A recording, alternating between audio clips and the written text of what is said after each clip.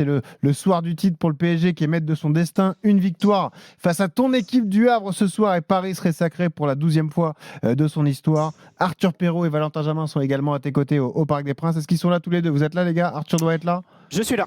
Salut Arthur, sois le Salut bienvenu. messieurs, On retrouvera Valentin un peu plus tard. On parlera notamment de Randall Colomwani dans 10 minutes. Mais profitons justement de la présence de Mathieu Bodmer. On te remercie déjà Mathieu d'être là. Et je le disais depuis le début de cette émission, c'est un match particulier pour toi. Directeur sportif havrais, mais amoureux du Paris Saint-Germain, Mathieu. Ouais, compliqué, toujours. Mais bon, vu l'avance qu'ils ont en championnat, j'ai pas... voilà, ce soir, ils peuvent nous faire un petit cadeau, jouer un petit peu plus tranquille. Il y a un match important mercredi soir. C'est ça. T'as fait jouer les relations, t'en as parlé un peu ou pas? Non, jamais. À nous de mouiller le maillot, à nous de nous battre et d'aller chercher ce qu'on doit chercher sur le terrain. Et eux, à eux, de faire le match qu'ils doivent faire le Paris Saint-Germain pour avoir le 12e titre. J'ai pas de doute sur le fait qu'ils soient champions rapidement, mais si ça pouvait ne pas être ce soir, ça m'arrangerait.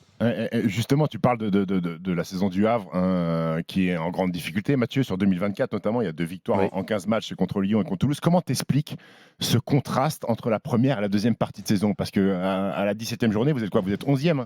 Oui, complètement. On est 11e à la trêve, on a 19 points, on a fait une bonne phase aller. On a plutôt bien commencé le retour parce qu'on gagne Lyon chez nous. Et en coupe, on gagne 2-3 matchs. Et puis derrière, depuis février, c'est beaucoup plus compliqué. Notamment à domicile, là où on était très bon face aux grosses équipes, face aux équipes de notre championnat, j'ai envie de dire, que ce soit Nantes, Montpellier, Metz notamment. On n'a pas pris les points et même pire que ça, on a perdu. Donc on a relancé quasiment tout le monde. Et aujourd'hui, on a un petit peu en difficulté. Il n'y a pas d'explication à ça? Si, il y a plein d'explications. On y réfléchit beaucoup, on essaie de trouver des solutions. C'est peut-être qu'on s'est vu un peu trop beau, trop vite. Oui. Avec cette première phase allée qui était intéressante. Le départ de quelques joueurs à la CAN qui sont revenus un petit peu fatigués aussi, des joueurs un peu moins bons, le staff certainement un peu moins bon et nous la direction un peu moins bonne aussi. Donc il y a tout le monde à mettre dans le même bateau. Et Mathieu, il y a un point commun entre cette saison et la saison en Ligue 2, c'est cette capacité ou incapacité à marquer les buts. L'année dernière, vous n'étiez pas but, mais cette défense, la défense fantastique l'année dernière en Ligue 2 qui a manqué ses 19 buts sur la saison, pallier justement ce manque d'efficacité offensive. Sauf que cette année, vous prenez des buts et vous en marquez pas. Alors, il y a beaucoup de façons différentes de mettre des buts, la construction et tout ça, mais comment t'expliques cette faiblesse offensive? Manque de confiance, qualité aussi des adversaires à un moment donné. Défensivement, les équipes, c'est un autre calibre que la Ligue 2. Nous, défensivement, j'ai envie de dire qu'on fait la saison qu'on doit faire, parce qu'on est plutôt dans les bonnes défenses du championnat par rapport à notre standing. Mais offensivement, c'est vrai que le compte n'y est pas. Après, c'est pas que les attaquants. Au niveau des milieux de terrain, on met beaucoup moins de buts que la saison dernière, où le meilleur buteur, c'était Victor Lecal, avec 6 réalisations. Les défenseurs sur coup de pied, complètement. Sur des coups de pied arrêtés, on marque beaucoup moins de buts que la saison dernière aussi, et qu'en début de saison. Voilà, c'est un état d'esprit général. En ce moment, on est un peu timide, on manque de confiance. On a beaucoup de situations à 18, 20, 25 mètres où on doit frapper ou centrer, on ne les prend pas. Donc on ne provoque pas la chance. Oui, on a frappé plusieurs fois les poteaux et la barre.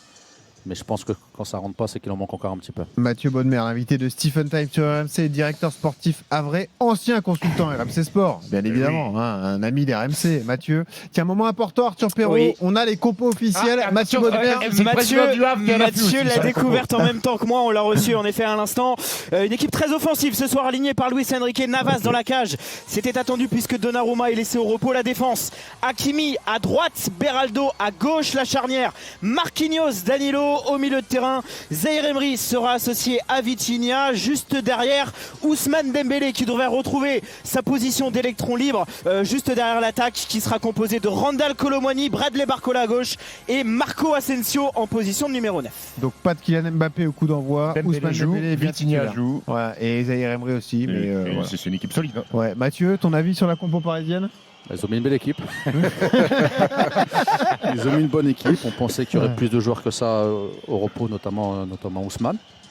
Mais voilà, pas plus mal. Pas plus mal à nous de rentrer dedans, de mettre un peu d'intensité, un peu de pression, gagner des duels, faire le combat, et les faire douter un petit peu, justement peut-être en pensant que dans 4 jours, il y a un match qui est important pour eux. Mathieu, comment tu axes ton discours? Alors toi, tu es directeur sportif, tu n'es pas l'entraîneur, c'est pas toi qui parles quotidiennement aux joueurs, mais quel est le message que vous avez fait passer cette semaine aux joueurs havrais? Vous êtes en difficulté, vous êtes barragiste, vous êtes 16e sur 18 pour l'instant. C'est le match sur le papier le plus compliqué de la saison parce que tu vas sur la pelouse du leader incontesté.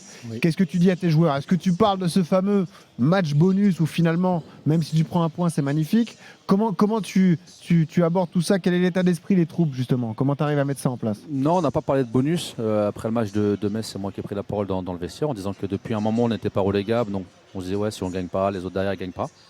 On est barragiste aujourd'hui, on y est. Comme j'aurais dit, on est dans la sauce, à nous d'en sortir. Il faut aller prendre des points un peu partout.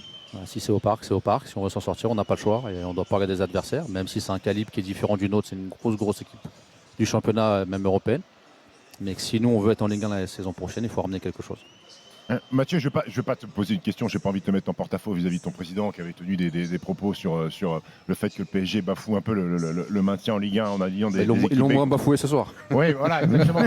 Voilà, c'est une première réponse. Mais est-ce que tu as un avis sur tu vois, ces histoires de calendrier, sur la fin de saison avec les matchs reportés pour faciliter le plus de chances possible pour nos équipes européennes? Toi, ça te pose problème ça ou non? C'est normal? Non, sur le fond, ça ne me pose pas de problème. Ça m'est arrivé quand je jouais et j'avais la chance de faire les deux compétitions.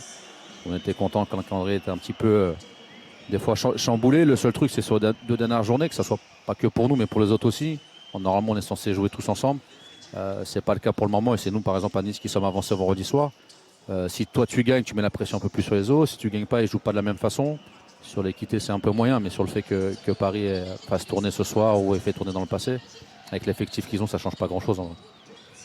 Mathieu Baudemer en direct avec nous, le directeur sportif havrais. On est à moins d'1 heure du coup d'envoi de PSG Le Havre. On a eu un débat très animé dans Stephen Time à 19h. Ton ami Walid Acharchour était parmi nous. Normalement, il était en forme. Je l'ai vu avant, il était en forme. Ça s'est poursuivi dans l'émission. Débat animé parce que l'angle du débat, c'était est-ce que la saison du PSG est d'ores et déjà réussie? Toi, tu es un observateur du foot, tu regardes tous les matchs, soit les jeunes, les pros, les grandes équipes et les petites.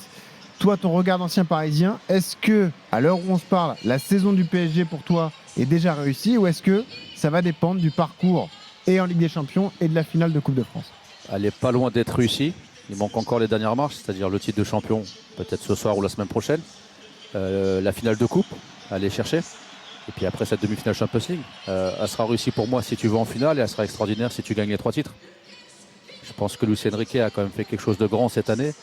Il a ramené un effectif beaucoup plus large que les autres saisons. On a vu Mbappé parfois tourner. Et l'équipe est très très bonne, même quand elle n'était pas là, ou quand Ousmane Dembélé n'était pas là, ou quand Marquinhos n'était pas là, etc. Ça, c'est quelque chose qui était plus compliqué dans le passé. Aujourd'hui, je trouve qu'il y a une âme, il y a un état d'esprit qui se dégage de cette équipe. Et ça, c'est la première victoire de ce coach. Ok, je suis pas d'accord avec Mathieu, mais c'est pas grave. Je t'avais dit. C'est pour ça que tu fais du padel et pas du foot. Exactement. La meilleure vanne de l'émission, c'est celle-là. Mathieu, bravo Mathieu. Cette semaine, il y a Habib Bey qui est venu dans nos locaux dans Génération After. Voilà, pour parler dans Génération After, pour parler de la montée du Red Star Ligue 2. Oui. Et on l'a un petit peu taquiné sur son rôle de consultant et la légitimité d'un ancien Marseillais. Commenter le PSG en Ligue des Champions. Toi, qui a été consultant, tu as commenté beaucoup de matchs. Est-ce que tu aurais pu commenter une belle campagne européenne de l'OM comme celle de cette saison par exemple? Européenne, je sais pas. En championnat, je l'ai fait. Le oui. tout, c'est d'être impartial. Et je pense que j'arrivais plutôt bien à le faire. Même avec le PSG, c'était plus compliqué pour moi de commenter le PSG que l'OM. De parfois cacher ses émotions quand il y a un but ou autre chose. Mais voilà, après, c'est un métier qui est différent. On doit être impartial. Donc c'était plus compliqué pour toi quand tu commentais le PSG. Oui, tu devais réfréner tes émotions. Alors je commente des matchs mais de basket aussi. Ouais. C'est très compliqué en championnat de France parce que c'est 2 équipes françaises. Et à un moment donné, quand tu es amoureux, quand tu as été champion, quand tu as passé des années fantastiques dans un club, et ben parfois il faut que tu te gères, ne pas t'enflammer pour cette équipe-là parce que les gens qui vont écouter vont se dire attends, lui il s'enflamme parce qu'il a joué dans ce club-là. C'est très compliqué. En Coupe d'Europe, alors après moi en championnat c'était compliqué, tu sais, quand tu as fait 8 clubs en France. Oui, c'était souvent compliqué. Tous les week-ends t'en commentes un dans lequel tu as joué.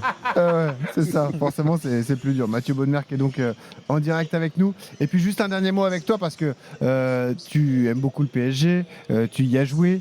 Il y a un joueur pour lequel tu as une affection particulière, c'est Ousmane Dembélé, puisque tu as été présent pour lui depuis tout petit à Évreux. Tu as été présent même dès sa signature au centre de formation du Stade Rennais à l'époque, tu le connais par cœur. Lorsqu'il a signé au PSG, il a dit pour moi la plus grande star de l'histoire du PSG, c'est Mathieu Baudemer. Donc c'est dire l'affection qu'il a pour toi aussi. Quand tu le vois comme ça, enfin briller, enfin se montrer décisif, tu te dis quoi? Tu te dis ça y est, on voit le vrai Ousmane Dembélé et il maximise enfin son potentiel, tout ce qu'on attend depuis qu'on suit ce joueur? Sincèrement, je suis juste heureux pour lui.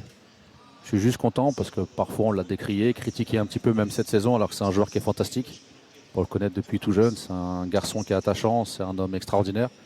Et il ne méritait pas souvent les critiques qu'on mettait contre lui, parce qu'il a été blessé parfois à Barcelone, on parlait d'hygiène de vie, de ceci, cela, ce qui était faux. Et puis à Paris, de son rendement. Sauf que moi, les matchs, même quand il ne marquait pas des buts, il faisait quand même des grosses différences. Il donnait beaucoup de bons ballons, pas toujours concrétisés. Parfois les passes D, en championnat, il a 8 déjà, je crois, plus la Coupe d'Europe, c'est plus d'une dizaine. Et là, comme il marque des buts, maintenant, Dike Ousmane est très très bon, sauf qu'il est très bon depuis le début de saison. Et je pense que c'est l'homme fort du PSG de cette saison. Et c'est pas parce qu'il vient d'Evreux. Ouais. Un peu quand même. Mais il y a un vrai point commun entre Mathieu Ousmane, c'est la capacité d'élimination des défenseurs. Ah bah oui. C'est un peu Non, la même. là, tu vas mentir. Non, il n'a pas du tout les mêmes. La qualité de passe à la limite. Oui. Et le coup d'œil. Mais le reste, Ousmane est capable de faire des choses que même dans mes rêves, j'arrivais pas à faire. Et voilà. Ouais. Mathieu, c'est comme au paddle. Mathieu, il est très bon au paddle. C'est le coup d'œil. Alors, Mathieu, il était très bon quand il était consultant, parce qu'il avait plus de temps. Là, maintenant, je pense qu'il a un job à temps plein. Ah là, c'est plus dur. Il a diminué un peu le Ah, niveau. c'est sûr.